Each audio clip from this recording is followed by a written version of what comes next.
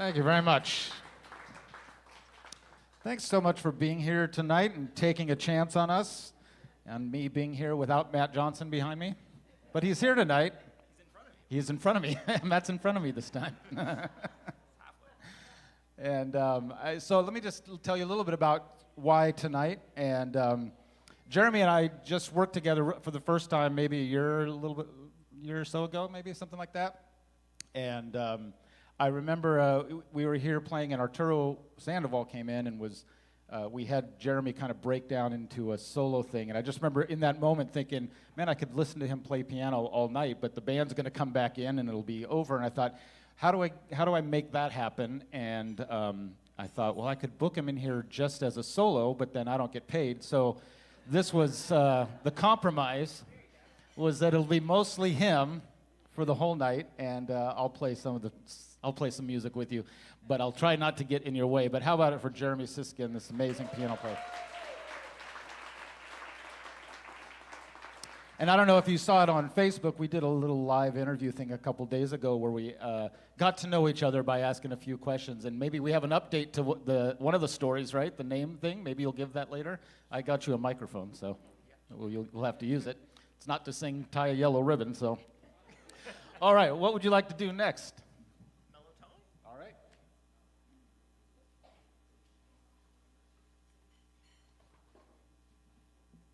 Maybe I'll introduce this while Tony's flipping through his book. How about it for Tony Guerrero, first of all?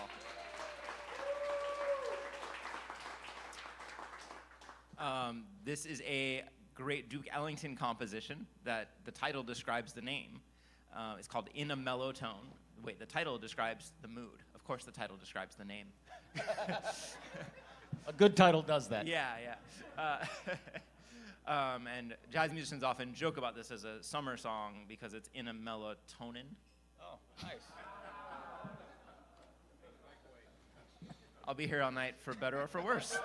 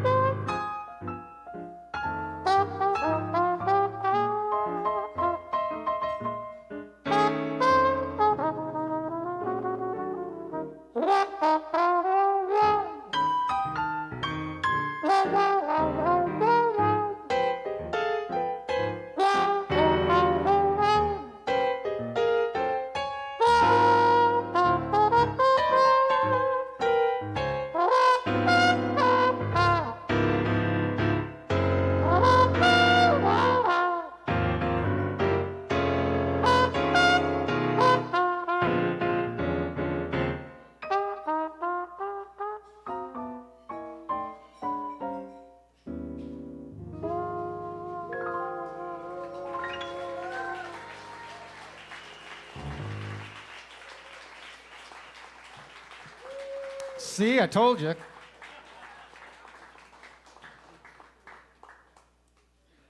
I met your mom, by the way, in the audience. And to answer her question, yes, he is going to carry the whole night. By the way, if you haven't ordered the spicy old fashioned, I highly recommend it. It is delicious. Did you order it? It's pretty good, right? Just one? All right, what are we doing next? Let's do Skylark. Beautiful. Well, I'm going to take the opportunity to announce the song since he's flipping. This next song is by Hoagie Carmichael. It is about a bird, but it's not really about a bird. It's called Skylark. And when I played this for my teacher, a guy named Fred Hirsch, he said, oh, this is a question song, meaning that each and every one of the lyrics, just about, is a question, which is kind of interesting to think about in a song. And every time I try to speak lyrics, even when I know them in front of an audience, I freeze up. So let's see if I can do it this time. Okay. Skylark, have you anything to say to me? Nope, I lost it. No, that's good. Can you tell me where my love will be? Won't you tell me? Yeah. Is there a meadow in the mist where someone's waiting to be kissed?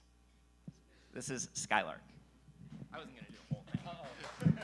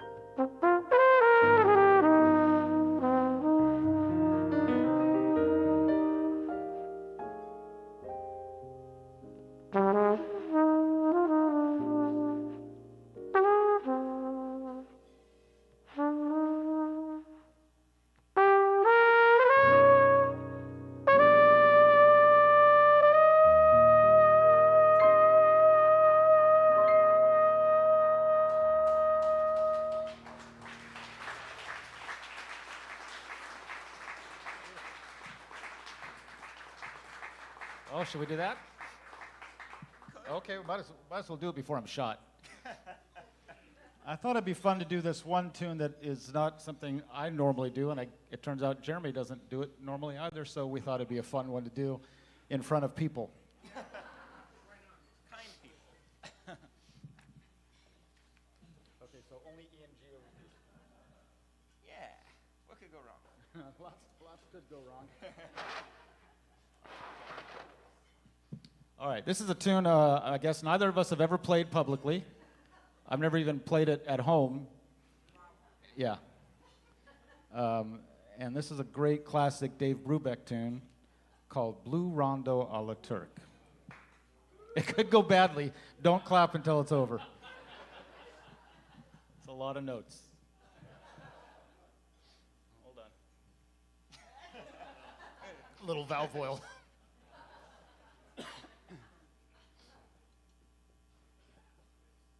Still don't know how to count it off. Yeah. I'll do it like it's at 6. 1, 2, 3, 4.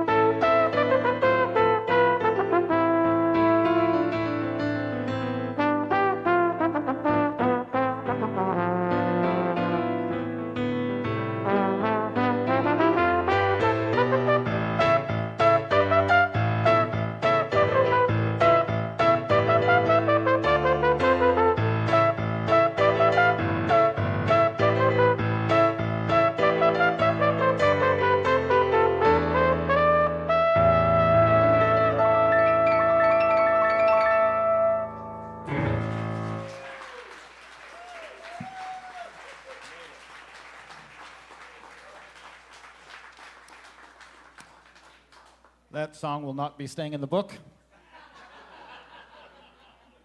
We did okay, though. That was all right. We're semi-professionals. Yeah. Be a good place for an intermission right about now. Want to do Cielito? Yeah, okay.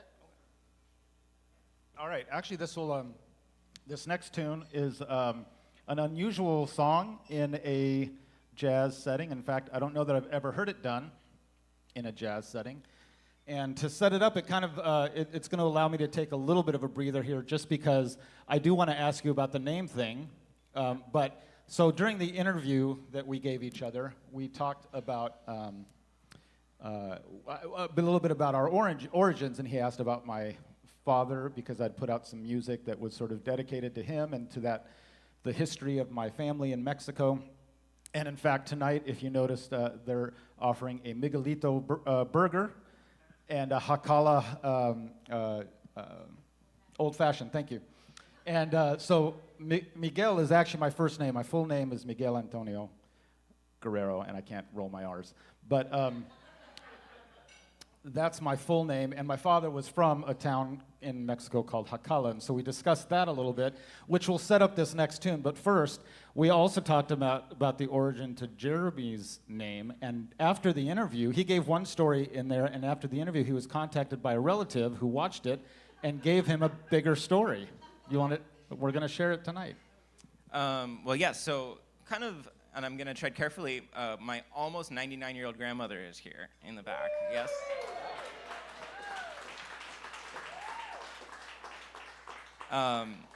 But I feel like the story that I heard growing up was that our name was something long and Polish and somewhat unpronounceable, and so when we got to Ellis Island, I'm using the royal we, they said, well, not anymore. You're going to be SISKIND. But I feel like everybody's got one relative who's really interested in genealogy, and mine happens to be on my email list. And he happened to watch the interview, and he wrote back and he said, no, I've done research into this. And the story apparently was that my great-grandfather, or maybe great-great, I need to think about it more, was walking on the street in what was then Poland and found a passport, a German passport, on the floor. And it was somebody named Siskin, which means sweet child in German, and he used that passport to emigrate to Germany. Whether that story is true, I have my doubts, but apparently that's the most veracious story that's out there about how I am named Siskind and how I came to be in the United States. There you go. I got into the ancestry thing for a while. My mom is very much into it, my sister as well. And I learned that I'm here partially because of the potato famine in Ireland. That's part of where my family comes from.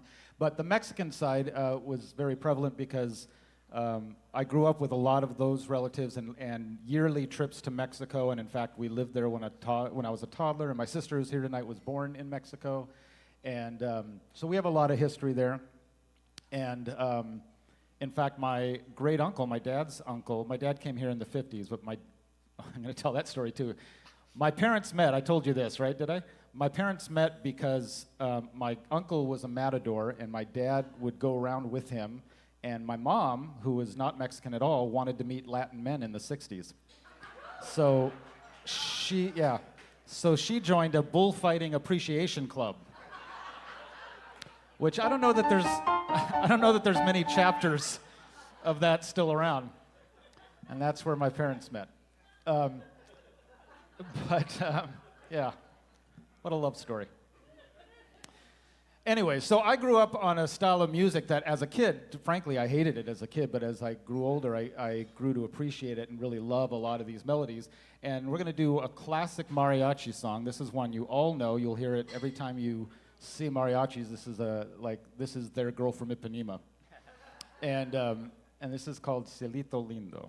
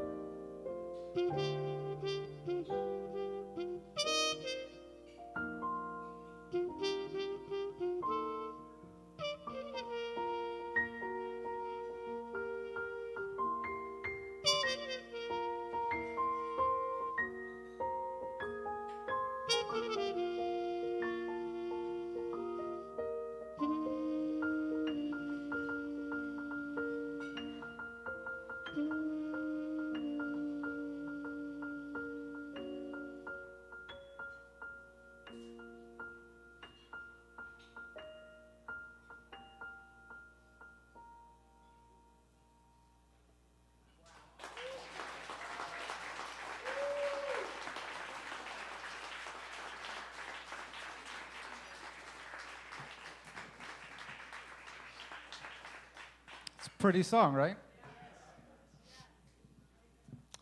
Want to do I Love You? Of course I do. Great. Okay. I love telling a story about this song, actually. So this is a Cole Porter classic that is entitled I Love You. And if you've ever taken a songwriting class, you know that one thing that you should never entitle a song is I Love You. And Cole Porter was one of our all-time great writers from the American Songbook. So why is this song called I Love You? Well, it's because Cole Porter was a bit of a rapscallion, and he had a bet going with a friend. And the friend bet him that he couldn't include and get away with putting in certain cliche lyrics into a Broadway song, including "It's spring again, the birds are on wing again, and they sing again that sweet melody." He said, "That's too cheesy, nobody's gonna believe it in your Broadway musical." So what did Cole Porter do? He wrote in a character who was writing his first ever song. He was a novice songwriter, and in the verse of the song, he talks about how bad of a songwriter he is. He's brand new. And so the first lyric is I love you, which you're never supposed to start a song, right? It's the most bland. And the melody for I love you goes like this: I love you. It's the interval of a major seventh, this kind of unsingable interval, and it goes on. And then again, I love you. And so this was Cole Porter's way of winking at the audience. He won his bet, and he wrote this now jazz classic song called I Love You. So enjoy. You didn't know you were going to learn something tonight, did you?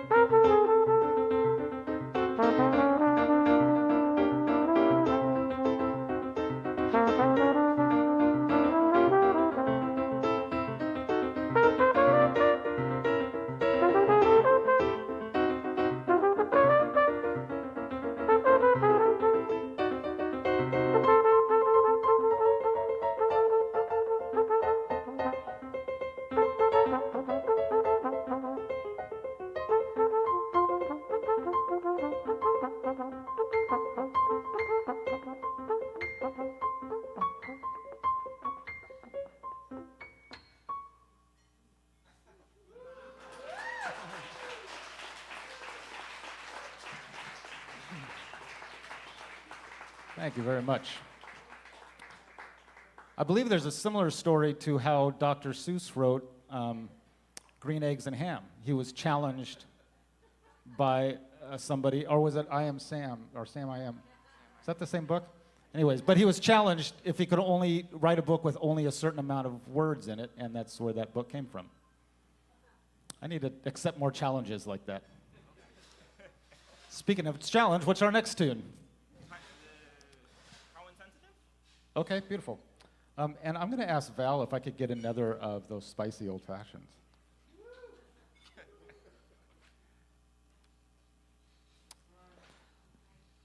All right, I'm a huge fan of the Bossa Nova era, and in fact, I try to write a lot of music in this style, but it's just such a deep, rich history of music that came out of Brazil in the early 60s, late 50s, early 60s, and this is one of the beautiful classics by Jobim called How Insensitive. I'll add just a quick fun fact, which is Please, that I love fun facts. Jobim was a huge fan of the great classical composer Chopin, and this piece is almost note for note stolen from a Chopin prelude. That I did not Did you know. know that? No, I had no idea. Prelude in B minor. You need a podcast.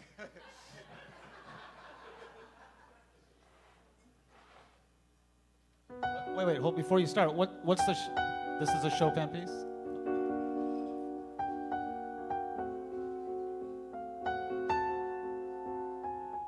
Something like that. Ah.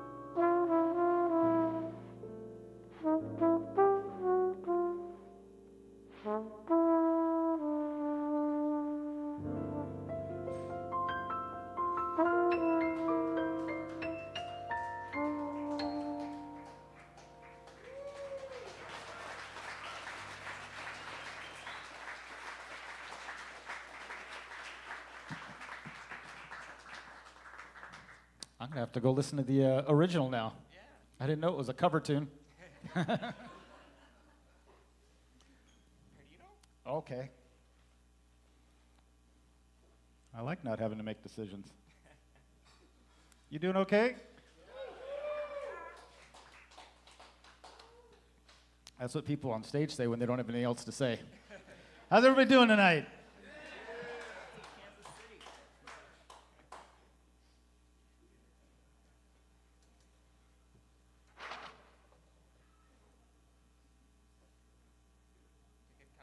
I'll start it. Okay. Great. You got to start all the other ones.